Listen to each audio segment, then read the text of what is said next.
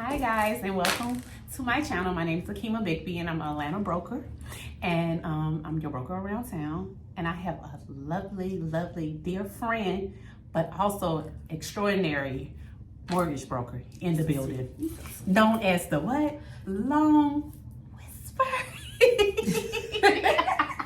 I'm good. I like that introduction. Extraordinary Long Whisper. How sweet. Yes, ma'am. So thank you for coming on. Of course, thank you for having me. You're welcome. So people out here have a lot of lender questions when they're about to try to get into home ownership. Right. So you're here to answer some of their questions. Yep. Are you ready? I'm putting you in the hot seat. That's fine. But she I gonna like answer. heat. I like heat. And I don't my- like the cold. And mind you, I didn't tell her none of the questions. So all these questions is gonna be straight off the dome. So y'all know, and you'll see just from I'm a very animated person. You'll know I'm like, okay, I'm thinking, I'm doing this. So just just pay attention to the animation. You'll catch on. So before we get started, introduce yourself and tell us more about, what made you get into lending and how long you've been in it, and that's it. I mean, whatever you feel comfortable. So I've been in the mortgage industry 10 years. Okay. 10 years is this year. Golly, 10 years passed by. Jesus. So I have been on now the broker side. Whoop, whoop, brokers are better. Boom, boom. But I've also been on the retail side. Okay. So what people hear broker, just so you know, the same thing is wholesale. Okay. So if you hear wholesale, that's the broker side. Okay. Retail, you're talking about the other side, which I did that majority of my career. And I enjoy doing loans. The reason I did is because I was buying a home and went through my process. And my first loan officer, I ain't gonna lie to you, was, Oh my God. yeah, he wasn't the best. But my second one, phenomenal. Phenomenal. Okay. And it made me, my husband, shout out to him, said that I should try this as a career. So I decided to do it. I love And I that. ain't turned back since. Hey. I clutched my pearls, y'all, because I said, oh, I like change, but I don't like it too much.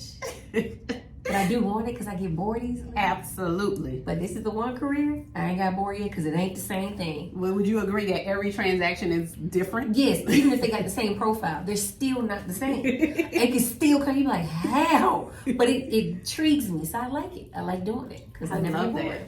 So, question for you. So, you said mortgage broker, and then you said retail side. So, can you explain to the people what is retail side and what is a mortgage broker and a lender? Everything we say, what are those differences, and what makes being a mortgage broker a better incentive for the consumer? So, difference between resale and wholesale, aka broker. Retail, how can I say this? They pretty much have whatever they can offer in house. Like a bank and retail side, whatever they have in house, that's what they're offering. Okay. They might have a few brokered out deals. Okay. And have a few options, but overall, their meat and potatoes is what they have in house. Okay. Versus broker, I'm not really with anyone. I am building relationships with everybody. Okay. So what might not work here can work here. I have over 20 banks. Wow. And if I need more, we go find more. Right. That's the beauty of it. Also, the biggest thing is it's for consumers. Why it's good for you, it's way more costly. You save thousands going with a broker versus retail. Okay. Rates are usually better. And the reason, people are like, no, it can't be. No, it is better. I know from both sides. The reason it's better is because the rate on the retail side is padded with all these fees of who they've hired, like their disclosure department, closing department, everything. They even have a separate underwriting and processing fee. Oh, wow. So that rate has marketing department, everyone in the rate that they have to pay versus a broker. It's the team. Wow. It's just the actual rate, what they're offering. Okay. So I can't tell you, as long as I've been on the broker side, I haven't had a retail beat me yet. And it's funny that you say that because we recently had a deal, what was it, back in November? Yes. And she beat out, couldn't get the deal done. And guess who got the deal done? Kyshona. And also she got the deal done and the payment was lower. And the lady was going to receive down payment through and Kyshona still was able to beat that situation. So it does work. Yeah. Watch fees. Watch the fees. Watch the fees. Okay. Watch the fees. And so speaking of the fees and everything, let's go into the process. Okay. So say today I want to apply for a loan. What do I need to have, and what do I need to do to start that process? First things first. First, know what your credit looks like. I could be the one to pull it, which is fine, but you know, a lot of people are scared to know what their credit is. Don't be afraid. Know that first. So if you are following your credit, because I know one everybody likes to use, Credit Karma. Oh God. Look, Credit Karma. Credit card. She had to steal. Credit Karma. It is not accurate. Okay, let me just go ahead and hit you with it. Okay. It's not accurate. For my professional advice and what I've seen, Okay. myfico.com is the most accurate. That's a good one. Now it costs a coin. Yeah. However, when you look at it, it's not identical, just a few points off for me for what I would do. That's And good it's to not know. a hard inquiry versus what I would do. Okay. So first, really know your credit profile. Okay. Next thing is, before you go to your agent, I know this is gonna sound so crazy. Go to the lender first. Go to the mortgage broker first. Your agent can't help you if they don't know what your budget is. Oh, even Bill Gates got a budget. Yep. Everybody got Like, no one is just completely unlimited. Even the richest one, Elon Musk, all of them have budgets. and they really be on the budget. It might be a different budget, but it's still, you're on a budget. So when you go to your mortgage broker, have an idea in your mind too. After you look at your credit, understand whatever they ask you for, depending on what they can qualify you for. Okay. Have all the documents to them. Send all the documents to them. They can't come up with a accurate pre-approval or preliminary review without having all the documentation. And you might think it's small, like I only gave them one bank statement versus two. It could be something that can make or break your deal when you go into contract. Especially. Exactly. That's true. Even one pay stub. You can mess yourself up if you don't give everything up front. We got to have everything and be able to tell the story. Yeah. Because again, as much as I would love to give everyone a home, I got to answer to the underwriter. Yep. They got to be able to be the one to tell me Yeah. it's okay. The judge, jury, and executioner, as I call them. Yeah. The judge, jury, and And I love them. I got some good friends. Shout out to my girl Dia. She's an underwriter, I know. But I'm telling y'all, oh my God. them underwriters, and they got rules. Don't think they just don't want you to have the house. They have rules too. They got to abide by. Federal regulated rules or something. Yeah, right? ain't no game. There's a book. It's a book. There's Yeah. a book they get hit with. Yeah. So you want to know your credit. Whatever your lender asks for up front in your pre-approval, get all that documentation to them up front Okay. so you can save the headache. And then know your budget as far as a monthly payment. Okay? Let me say this again. Hit the camera. Hit it. I don't want to mess it up because then all of a sudden we all messed up. Listen, me and her. Hit it. Boom. Ooh. Know the monthly budget. Do not get hung up on the rate. Yeah. Do not get hung up on the rate. I'm going to keep saying this. Yeah. Know what, okay, I'm good with $2,500 a month. Okay. So whatever that looks like, that's what you go with. Don't look like, oh, my rate's at 8%. You are not in control. Afford the payment. You are not in control. Let me say that. Yeah. You are not in control of these interest rates. Yeah. They're going to do what they do, as they do, when they do, how they want to. That's real. So just know your monthly budget and stick to that as much as possible. Because again, it ain't just your mortgage. You want to live. You want to go on vacation. You might need sick days. You might need a mental health day. Yes. Or you feel like you just don't want to go to work. PTO, prepare to others. Yes. You want to still be able to live. You still got gas, electric, HOA if you have that. You know, alarm systems, kids. Stuff still breaks. Because everybody car, when you got extra money, the check engine light gonna try to come on you. Everybody's going. You know, it's funny. I bought a house, y'all, and I swear to God, 2 weeks later, my alternator went out. $1,700. So you gotta have money to spend. You know, emergency funds, those type of things. You want to be prepared and not be house poor. Yes. So just make it a budget that's realistic where you can breathe. Yes. Absolutely. So yeah, those are the major things. That's good stuff. So that's good. Be honest. Do not lie. Tell us the truth, okay? I can't be your Johnny Cochran Oh. if you can't tell me the truth. Oh. Oh, you better tell the truth. Ain't nothing worse for you a deer in headlights to a judge, jury, execution, aka underwriter. And what she means is what you put on the application will be verified. So if you say you make $100,000, you have to show proof that you made $100,000. So just be honest, because it's gonna come out. You're not gonna just get a pre-approval. Because I trust you. Yeah, but I have to verify you. There you go. There you go. That's it. Yeah, I mean it's a two-way street. Everybody, I feel like the whole process is. All of us want you to win, and we want all of you guys to win and get a house, but you have to be prepared. Don't lie. And and make sure you have savings as well. So speaking of savings, people want to know, like, what are the two things that, what's an amount? Is it a certain amount that you need to have? Or it just depends on what you're qualified for. But I will say, in Georgia, I'll say Georgia, just an example. Don't hold me to it, Lord. Just disclaimer. Yeah, I put her on this. Example. Hot seat. It's burning. The average home. What would you say the average home price is? It's around I think it was around $450. Okay. I'm gonna do a percentage instead of numbers. Okay. For the average $450, if you're looking at the average price of a home, you need to have about 7% of that. Okay. And whatever you're looking at, try to have 7%. That's the ideal goal. Okay. It might be a little more, might be a little less, but overall, between 7 and 10%. If you really want to be up in there, 7 to 10%.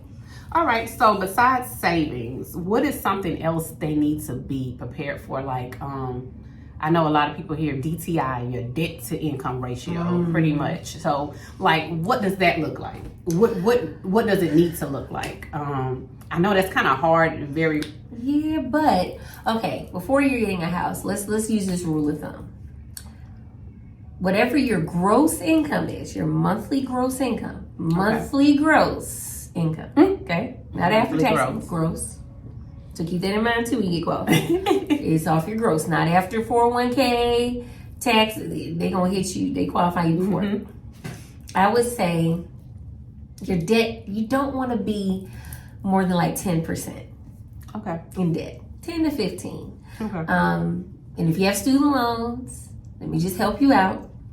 Put them on an income-driven repayment plan. We're gonna get into that one. Yeah, that's a good gonna one. Be that's gonna be another video. We're gonna have to get that one. That's a good one. Because them student loans, student loaning. Listen, they have stopped people from qualifying, especially now since people have to pay them. Yeah. They've been sitting real pretty for a minute. Okay. Yeah. So, all right. After I submit the application, I want a pre-approval right then and there. I submitted the application. How long is this process, and why does the process take that long? Now, if I do this face, y'all. Because I want my pre-approval today. I filled out the application. I want my pre-approval. I'm ready to go look at houses with my realtor, AHKIMA. Tell them, why does it take that long? Y'all, my chair keeps sliding. I'm about to.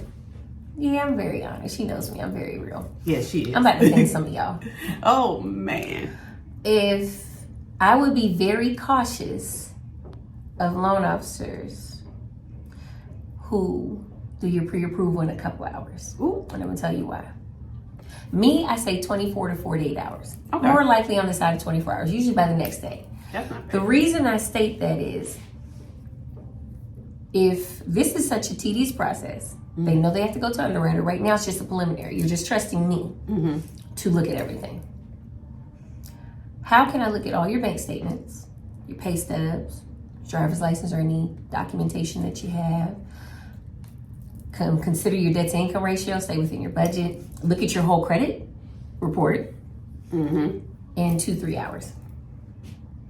90% of the time, not all, but 90% of the time when you have those type of pre-approvals, tell me if I'm lying, when they go into contract, you start having issues. They start getting stuck in underwriting, going back and forth.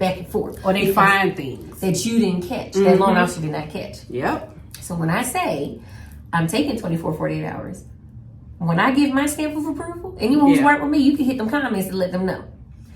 If I say it can get done, yes, it's going to get done. So as in you scrub the file. Is that what they call exactly it? What's going on. Scrub the file. Hey. Scrub the file. I'm just letting y'all know. Yes. I really take my reputation and understand these are individuals. I don't want to see anyone lose their money or not get a home. Absolutely. So I take that responsibility very heavy. Yes. So I look at everything because I'm like, hey, real quick, on your bank statement, you keep paying this person every month. Wait a minute, why are you looking at? Yes. Because that underwriter's gonna ask me, so I need to know. And this why might are you be extra making bill. $500 deposit? And this might be an extra bill Cash. that I got to do for your DTI that might make you no longer qualify for that price. Yeah. So you want someone who's going to be thorough. Okay. I'm just very mindful. Now there'll be a few, maybe 10% or less that could look. But I'm gonna tell y'all, with all these changes, everything going on, I'm gonna look. Cause let me move in on that one. You gonna what? I'm gonna look.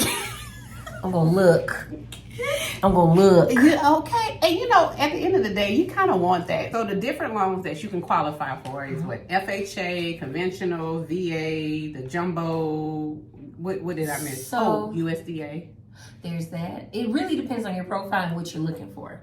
So that's why I tell folks, your credit profile is very important. The higher your credit, the more options that you have. The money that you have opens you to more options and even non-traditional options, because you might be self-employed, and we know a lot of you self-employed. Do y'all be filing y'all tax? You do, but you after 150 grand, you only made $50. Oh yeah, And you get a refund. Oh, ooh. Which I ain't mad at y'all. Look, listen, you do what you need to do legally. I don't be getting no refund, y'all. Never. I'm not even thinking about that. That'd be like trying to minimize what I owe the IRS, but it just don't be working. I be trying to break The it math in don't and be it don't math. work. The math don't be math. I'd be like, CPA. They be like, but so. Okay, but I don't want to be known as IRS by Kyshona Gresham. I want them to know me by. Yeah. That's it. I'm going to pay them taxes. Yeah, so the program really just depends on your profile and what's available to you. So the lower your credit score, the least.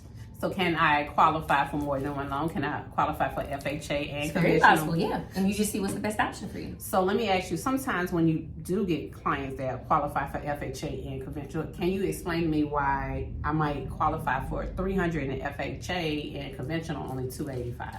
Because of the rules. There's certain percentages with DTI with every program, credit score with every program. Okay. But historically, rate-wise, usually FHA has the best rates. That's why you might see a lot of people qualify for FHA, even if they're conventional. They just like the rate better. Okay.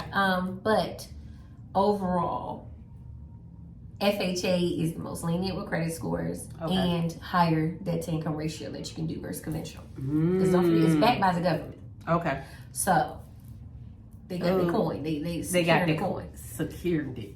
Yeah, they secured the coin. Because most people get it. But the beauty of it is FHA is what, 3.5% down payment, right? That's the minimum. And that's really good. So let me ask you this. A lot of times people say, well, I don't have the money for the down payment.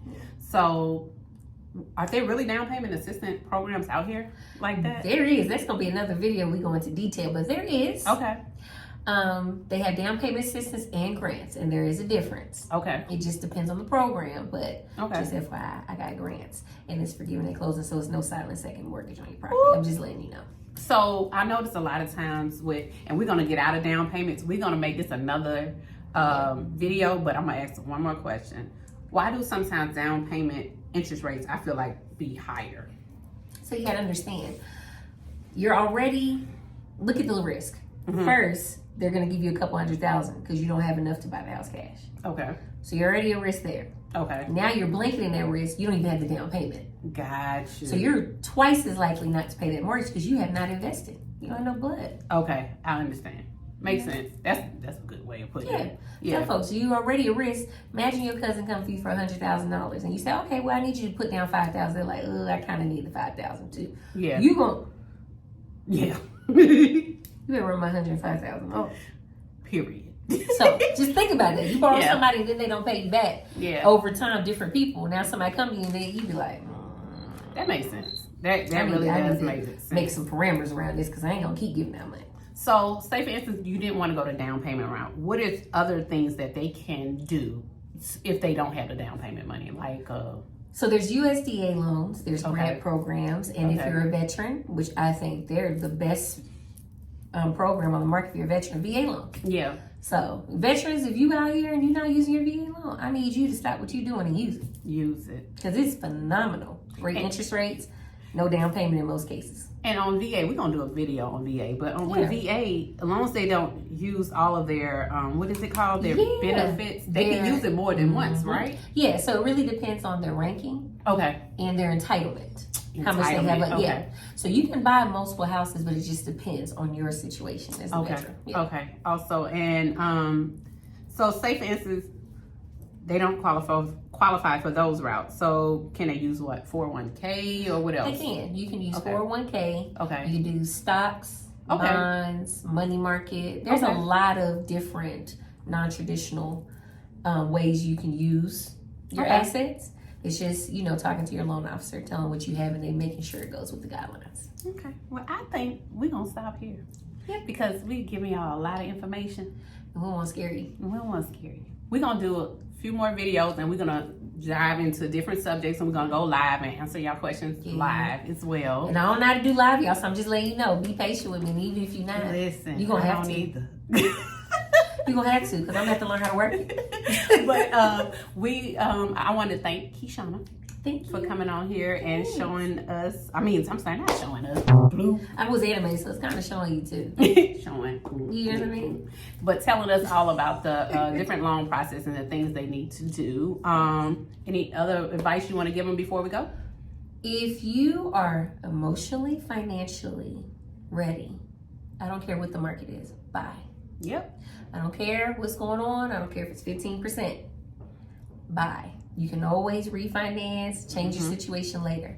But if you are in the position to buy. Yep. That's it. And stop looking at the rates. Look at the payment. So if you're paying $2,000 in rent and they're telling you that you can get this house for $2,000, I mean. Did you say something to your landlord about whatever their interest rate is? Yeah. You just started paying the rent, whatever it was monthly. Yeah. Oh, that's a good point right there. Yeah. Y'all be mad about the interest rates, but your landlord charges $2,500. You didn't even ask what it goes to. Yep. So why are you questioning about the interest rates? $2,500, trade it off. Trade it off. So, just think of that, and I will leave Kyshona information below. So definitely reach out to her if you have any lending questions or you want to apply for a loan. If you have any real estate questions, you want to know how the market is, definitely I'll leave my information below.